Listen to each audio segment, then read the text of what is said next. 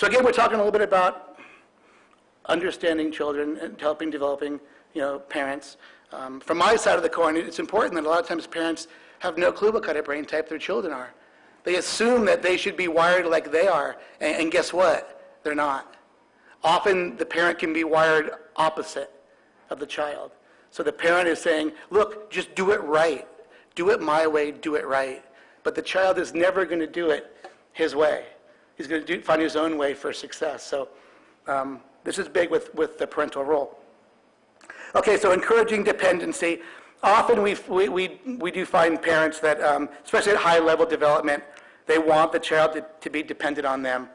Like you see in the photo, Jessica and we'll call her Martha. Martha's doing all the work, carrying everything for her little prima donna nationally ranked player. Probably is not in her best interest, because guess what? Champions are problem solvers. Champions are people that are independent thinkers. They're not dependent on their parents doing everything for them. The co-pilot game, let's go into that just for a sec. Excuse me.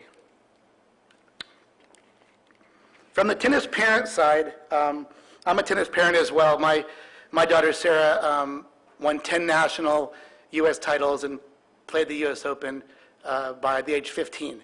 So I did the tennis parent wars. But here's what we did from the age of 11. Whenever we had to go away on a national tournament trip, she had to find the airport. So she was the co-pilot sitting next to me in the car. So she had to find the airport, and she had to find parking. And then I would ask her to find the airlines.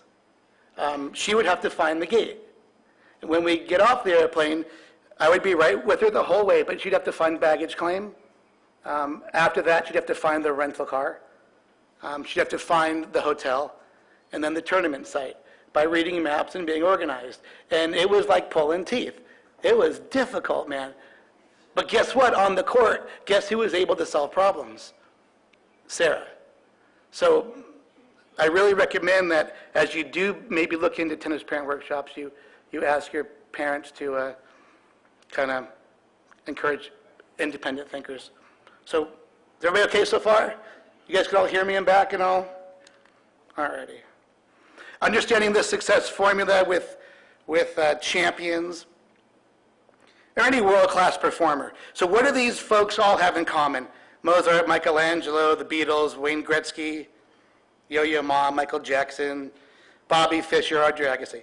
So the formula is basic. We call it the 10,000-hour rule, and we want parents to understand this.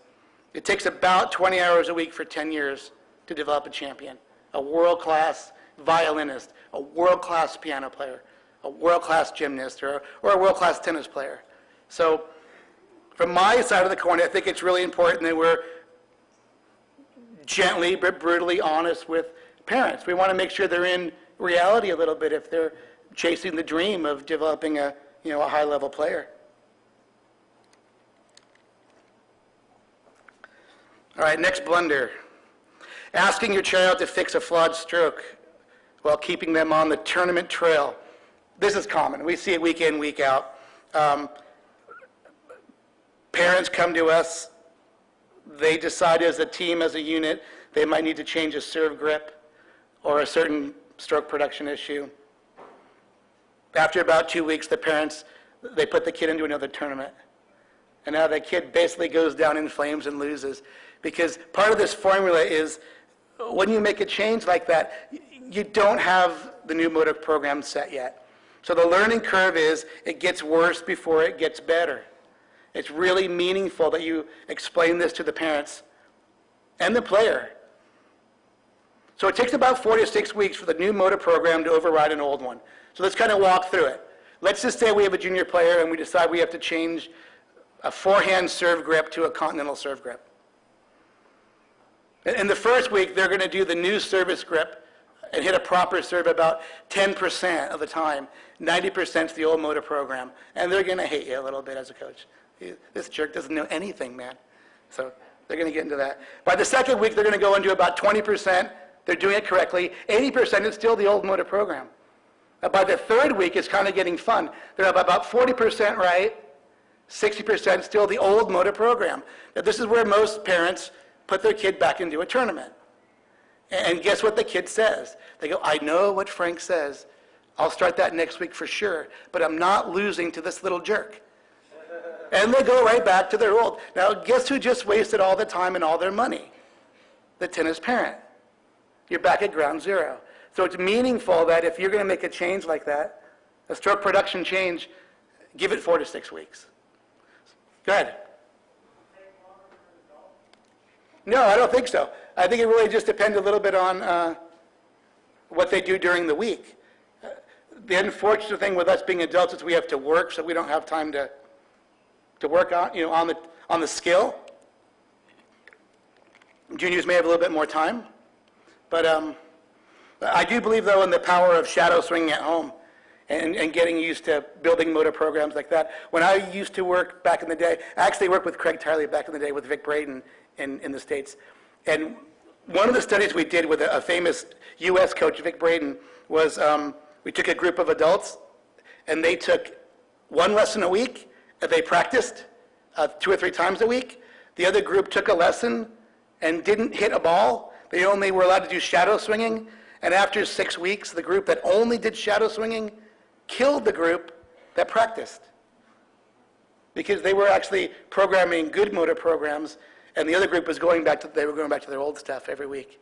So it was a little bit of a stent to the growth. So, yeah, sure. Are you saying that to teach a new technique, you should steer clear of the tournament and play altogether while they're learning it? Can't you use a tournament to... No, I don't think so. I think it just depends on, you'll have to customize that to the player and how dramatic the change is. Often it's just a small adaptation, which they can still play in tournaments. Sometimes they might want to just keep that skill set on the practice court. Like, for example, they might be working on a slice backhand or a drop shot. So it might be meaningful just to say, look, for this tournament, don't plan on using your drop shot. Keep it kind of on the practice court. Which that could be meaningful there. Sorry. Yep, go ahead.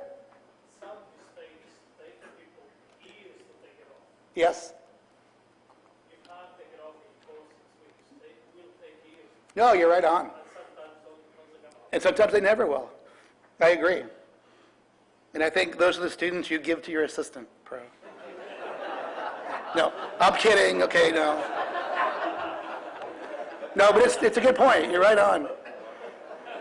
We have a player at a club nearby, and everybody calls him the hacker because no matter how many lessons he takes, he goes back to his old stuff. But he has all the trophies. That's the fun part. He's brutal.